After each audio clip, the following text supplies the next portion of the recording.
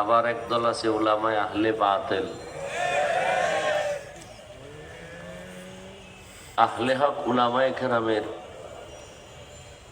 সান্নিধ্যে সময় কাটানো, কেউ বলছেন 100 বছর। হাকিমুল উম্মত মুজাদ্দিদুল মিল্লাত শাহ আশরাফ আলী থানভী রহমতুল্লাহ আলাইহি বলছেন 1000 বছর থেকে উত্তম। কারণ এক একজন উলামায়ে আহলে হক একটা কষ্টি পাথর। তাদের সোহবতে বসলে নবীজি বলছেন মুর্দা দিল জিন্দা হয়ে যায়। কেমন জিন্দা? সূর্যের গরম তাপ পাইয়া জমিন যেমন শুকায়া ফাটল ধরে, চাষাবাদ চলে না, ফসল উৎপাদন হয় না, ওই জমিনে আল্লাহ রহমতের বৃষ্টি দিয়ে মুহূর্তের মধ্যে তাজা বানায় দেন, চাষাবাদ চলে, ফসল উৎপাদন হয়। ঠিক দুনিয়ার রং তামাশার লোভে পড়িয়া গুনাহের মোহে পড়ে যাদের অন্তর ভেঙ্গে চুরে গুনার কারণ ফাটল ধরে গেছে, এখন আর নেক আমলের চাষ হয় না, নামাজ ভালো লাগে না, রোজা ভালো লাগে না, তিলাওয়াত ভালো লাগে না। উলামায়ে কেরামের মজলিসে বসলে তখন সাকিনা নাজিল হয়, রহমত বর্ষণ হয়। ওই বৃষ্টির রহমতের ফোঁটা যখন পড়ে, গুনাহগারদের দিল জোড়া লেগে লেগে তাজা হয়ে যায়।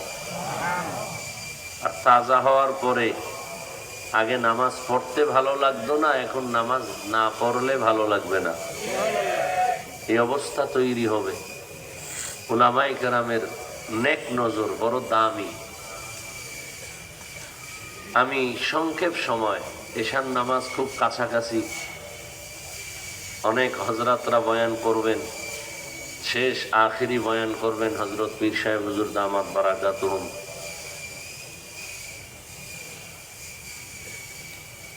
কোরআনে হাকিমের যে আয়াত পড়েছি, আল্লাহ বলেন ইয়া আইয়ুহাল্লাযীনা আমানুত্তাকুল্লাহ, হে মুমিন তোমরা আল্লাহকে ভয় করো, তাকওয়া অর্জন করো। ওয়াল তানজুর নাফসুম মা কদ্দামাত লিগাদ, তোমার সামনে একটা অনন্ত অসীম কাল আছে, জীবন আছে, ওই জীবনের জন্য কি অর্জন করেছো একটু হিসাব মিলাও, নজর দাও। ওয়াত্তাকুল্লাহ, আবার আল্লাহ বলেন আমাকে ভয় করো। ইন্নাল্লাহা খাবীরুম বিমা তা'মালুন, আমি আল্লাহ তোমার সব কর্মের খবর অগ্রিম জানি, আমাকে ফাঁকি দেওয়ার কোনো সুযোগ নাই। নবীজি বলেন আদ-দুনিয়া সিজনুল মুমিন ওয়া জান্নাতুল কাফির, মুমিনদের জন্য দুনিয়াটা জেলখানা, বেঈমানের জন্য দুনিয়া হলো শান্তির জায়গা, বালাখানা। যত শান্তি মুমিন আখেরাতে পাবে, দুনিয়ায় না। যত কষ্ট মুমিন আখেরাতে পাবে, দুনিয়ায় না। দুনিয়ায় শান্তি, পরকালে কষ্ট বেঈমানের জন্য, দুনিয়ায় কষ্ট, পরকালে শান্তি মুমিনের জন্য। তো জেলখানার সাথে নবী তুলনা দিলেন কেন মুমিনকে? বলে জেলখানায় যেমন আসামি ঢুকতেই চায় না, যারা আল্লাহর প্রিয় বান্দা আশিক, এরা দুনিয়া পাইয়া এই দুনিয়ায় থাকতেই চাবে না। কারণ এই দুনিয়ায় থাকলেও তার খেয়াল থাকবে আমার এটা বাড়ি না। যেমন আপনারা এখন এখানে আসছেন বয়ান শুনতে, সবার কিন্তু নিজস্ব বাড়ি আছে না? যতই বয়ান শুনেন না কেন ঘড়ির দিকে তাকান, টাইম কত, বাসায় যাব কখন, ছেলে মেয়ের খবর কি, স্ত্রীর খবর কি, আবার ঘরের তালা গেট বন্ধ হয় কিনা, তাড়াতাড়ি বাসায় যাওয়া লাগবে। না যাওয়া পর্যন্ত অন্তরের কোনো তৃপ্তি নাই, বসার মধ্যে তৃপ্তি নাই, হাঁটা চলার মধ্যে তৃপ্তি নাই। ঠিক এই দুনিয়ায় যারা আমার আল্লাহর আশিক, খাঁটি মুমিনেরা দুনিয়ায় চলবে, বাজারে যাবে, খানা খাবে, সব ক্ষেত্রেই, কিন্তু ভেতরে একটা আওয়াজ, কখন আমি আমার আসল বাড়ি যাব, সেখানে আমার বাড়ির অবস্থা কি। নিজের একটা ঘরে থাকবেন কয়দিন? 60 বছরের গ্যারান্টি, 1 বছরের গ্যারান্টি, দুনিয়ার যে ঘর উঠাইছেন ওই ঘরে আপনি একদিন থাকার গ্যারান্টি, 1 ঘন্টা 1 মিনিট 1 সেকেন্ড নিঃশ্বাসের নাই বিশ্বাস। সেই বাড়িটারে সাজানোর জন্য কত টাকা, এসি লাগাইছি আবার রুমে, ছিদ্র দিয়া যেন বাইরের বাতাস না ঢুকে বন্ধ কর। সামান্য একটু সময় দুনিয়ার বাড়িতে থাকার জন্য কত সুন্দর বাড়িটারে সাজাইলাম, টাইলস করলাম, মোজাইক করলাম, কত সুন্দর। কিন্তু আমার মৃত্যুর পরে যে কবরের বাড়ি, হাজার হাজার হাজার বছর ওখানে কাটানো লাগবে,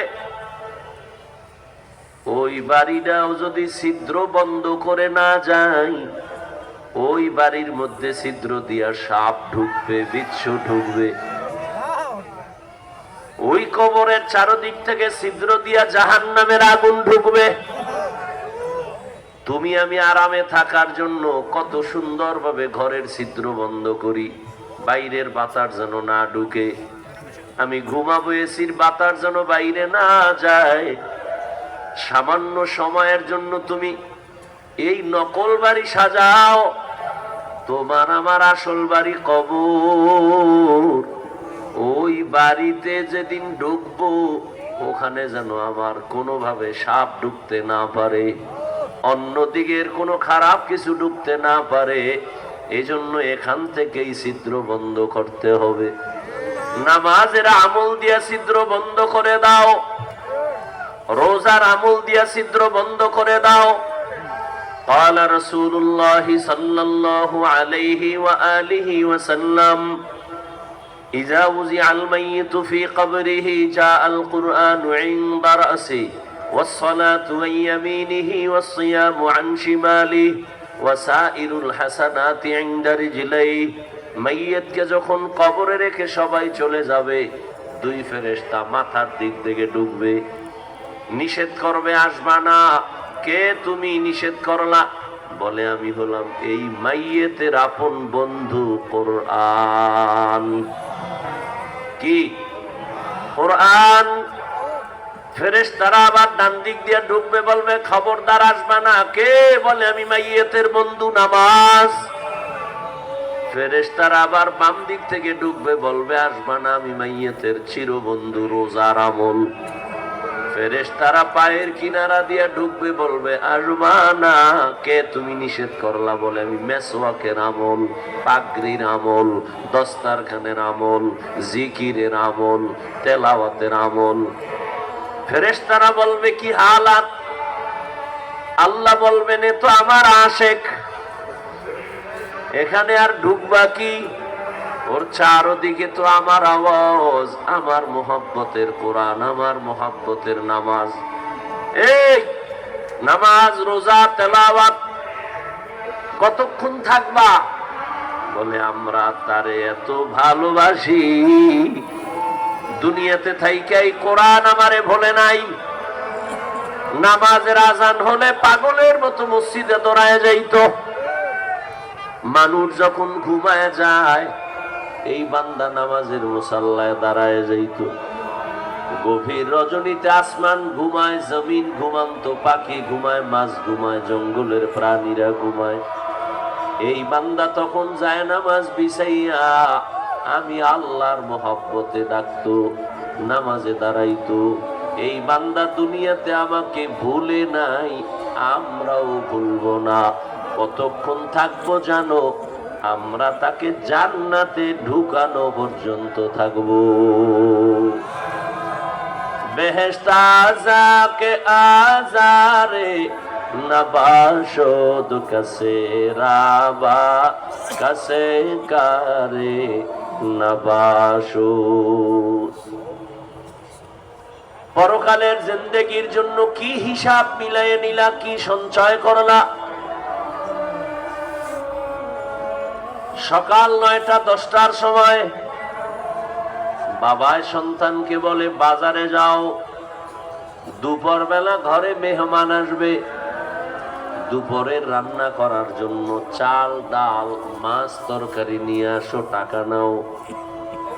সন্তান টাকা নিয়ে বাজারে গেল, 10টা 11টায় বাজারে গিয়া পকেট ভরা টাকা, বাজারে যাওয়ার পরে দেখে সুন্দর সুন্দর বিল্ডিং, রঙের বাতি জ্বলে, কোথাও আবার গান চলে, কোথাও নাচ গান চলে।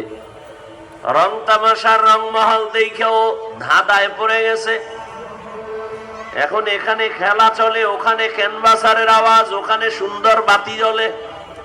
এগুলো হাটে আর দেখে এত সুন্দর বাড়ি, এত সুন্দর গাড়ি। দেখতে দেখতে দুপুরের সময় ঘনিয়ে যায়। হঠাৎ করে মনে পড়ছে, আমারে বাজারে তো বাবায় পাঠাইছে আমার তরকারি নেওয়ার জন্য।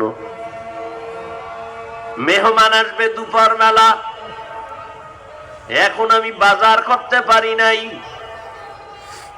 আমি যদি এখন দেরি করিয়াও যাই তো আমারে বাবায় মারবে। পাগলের মতো হয়ে গেছে, তাড়াতাড়ি সময় কম, বাজার করি। এবার বাজারে তরকারির বাজারে ঢুকবে, পকেটে হাত দিয়ে দেখে খেলার তামাশায় ভিড়ে টাকাও হারায় গেছে। এখন চোখের পানি ছেড়ে কাঁদে, আমার উপায় কি? আমিও খানা পাবো না, ঘরের মেহমানের উপায় কি? আমার বাবা তো বেতের বাড়ি দিবে। আল্লাহ কয়, বান্দা, জমিনের বাসিন্দা জিনও ছিল, ফেরেশতারাও ছিল, কিন্তু মানুষ তোরে বাসিন্দা হিসাবে বানাই নাই। আমি বানাইছি আখিরাতের বাজার করার জন্য। দুনিয়াতে আইসা এখন দেখো সুন্দর সুন্দর রংমহল, দুনিয়ার মায়ায় পড়ে একদল। আখিরাত আছে, বাড়ি আছে, বাজার আছে, খবরই নাই। যেদিন আজরাইল তোমাকে ডাকবে, সেই দিন আফসোস আর চোখের পানি পড়বে, কোনো বাজারই তো করতে পারলাম না। আল্লাহ এজন্যই বলেন, লা ইয়াগুররান্নাকা তাকাল্লুবুল্লাযীনা কাফারু ফিল বিলাদ মাতাউন কালিলুন সুম্মা মাওয়াহুম জাহান্নাম ওয়া বিইসাল মিহাদ।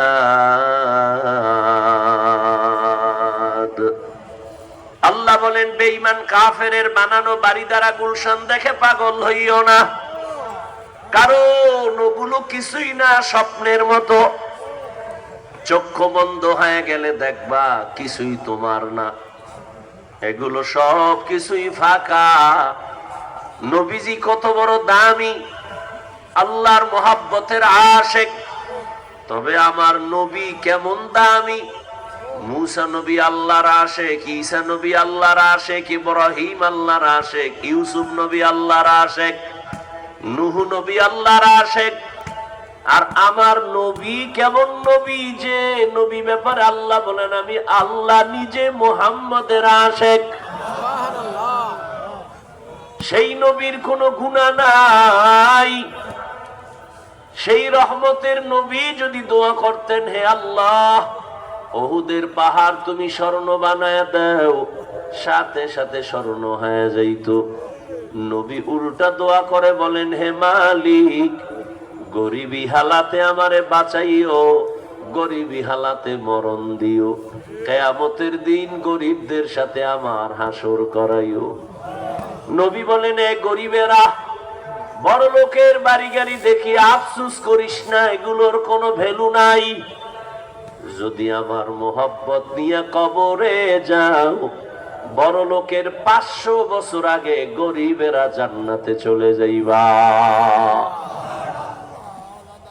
ওই পরকাল জীবনের জন্য সম্বল সঞ্চয় করো, সময় নাই। চোখের সামনে দেখতে দেখতে কই আমার দাদা, কই আমার দাদি, কই আমার নানা, কই নানো, আমার আদরের কত মোহাব্বতের বন্ধুরা কোথায় চলে গেল? কোন দিন যেন আমারও খাটিয়াটা রেডি হয়ে যায়। এরে আল্লাহর গোলাম, দুনিয়াটা কিছুই না, মুমিনের জন্য জেলখানা। জেলখানায় আসামি যেমন ঢুকতে চায় না, যারা আসল মুমিন তারা দুনিয়াকে আপন বানাবে না। ওরা দুনিয়ায় চলবে ঠিক, কিন্তু অন্তর থাকবে আখিরাতমুখী হইয়া। ওরা খানা খাবে কিন্তু চিন্তা থাকবে মালিকের সম্পর্ক যেন দূরত্ব না হয়। খাইতে গেল আখেরাতের চিন্তা, ঘুমাইতে গেলে আখেরাতের চিন্তা, সর্বাবস্থায় আখেরাত নিয়ে ভাববে এ দুনিয়া কিছুই না, আমার আসল জীবন হবে আখেরাতের জীবন। নবীজি বলেন আমার দাড়ি চুল সাদা হয় নাই শুধু মরণের চিন্তায়, আখেরাতের ফিকিরে আমার অল্প কয়েকটা চুল দাড়ি সাদা হয়েছে শুধু কবরের চিন্তা, মরণের চিন্তা। আর আমাদের তো মরণের কোনো চিন্তাই নাই। আর এই মরণের চিন্তা ঢুকানোর জন্যই তো আল্লাহ ওয়ালাদের সোহবত আর নেক নজর। এই মজলিস গুলোতে বসলে মানুষের অন্তর সোজা হয়, আখেরাত মুখী হয়। যারা দুনিয়া দুনিয়া দুনিয়া দুনিয়া হয় পাগলের মতো দৌড়ায়, নামাজে দাঁড়াইয়াও দুনিয়া, এরা চায় কি? বলে এরা দুইটা জিনিস চায়, শান্তির জীবন আর সম্মানের চেয়ার। কিন্তু খুঁজা দেখেন যারা দুনিয়া দুনিয়া করে দৌড়ায়, এগো শান্তিও নাই, সম্মানও নাই। 10 তলা বিল্ডিং উঠাইছে, কি লাভ হবে এই বাহাদুরি করে যদি বিল্ডিং থুইয়া জঙ্গলে ঘুমানো লাগে? কোটি কোটি টাকা ব্যাংকে রেখে বাহাদুরি করে কি লাভ যদি ওই টাকা তার বংশে কেউ ভোগ করতে না পারে? এর থেকে তো খেরের ঘর ভালো, টিনের ঘর ভালো। এই বুঝটাই তো বলখের বাদশা ইব্রাহিম ইবনে আদহাম পেয়ে গেল। ইব্রাহিম ইবনে আদহাম চিন্তা করে, আরে আমার অর্ডারে বলখের এলাকার মানুষ উঠে আর বসে, কিন্তু প্রতিদিন সকাল বেলা একটা সূর্য উঠিয়া পশ্চিমে অস্ত যায়, এটা তো আমার অর্ডারে চলে না। তাহলে এটার পিছনে যার অর্ডার চলে তিনি তো আরো বড় বাদশাহ, তারে যে আমি চিনি না, আমি এখনো তো আসল জ্ঞানী হতে পারি নাই। ভাবতে ভাবতে ভাবতে ভাবতে হঠাৎ করে চেঞ্জ হয়ে গেল, সিদ্ধান্ত নিল না, এই রাজত্বের কোনো দাম নাই, আমার অর্ডারে যদি সূর্য চলতো তো আমার দাম, তাহলে এই রাজার সাথে আমার সম্পর্ক করা দরকার। রাজকীয় পোশাক ফালাইয়া এইবার সালার চট লইয়া জঙ্গলের দিকে দৌড়ায় আসল মালিকের তালাশ করার জন্য। বাড়ি চিনলাম, গাড়ি পাইলাম, মা বাবা সব পাইলাম, আর মনে করি আমার আমার আমার। কিন্তু চিন্তা করে দেখলাম যে কবরে আমি শুইব, ওই কবরও কিন্তু আমার না, ওই কবরের জায়গাও আমার না। আসল মালিকের সাথে সম্পর্ক, ভাই চিনলাম, বোন চিনলাম, সব চিনলাম, কিন্তু আমারে যিনি বানাইছেন আসল মালিকেরা চিনলাম না। ইব্রাহিম সাগরের পাড়ে দৌড়ায়, রাজকীয় পোশাক ফালাইয়া এবার জীর্ণ শীর্ণ পোশাক নিয়ে দৌড়ায় আর আসল মালিকের তালাশ করে। একদিন এই রাজপ্রাসাদের দামি দামি লোকেরা গিয়া দেখে ইব্রাহিম সাগরের পাড়ে বসা।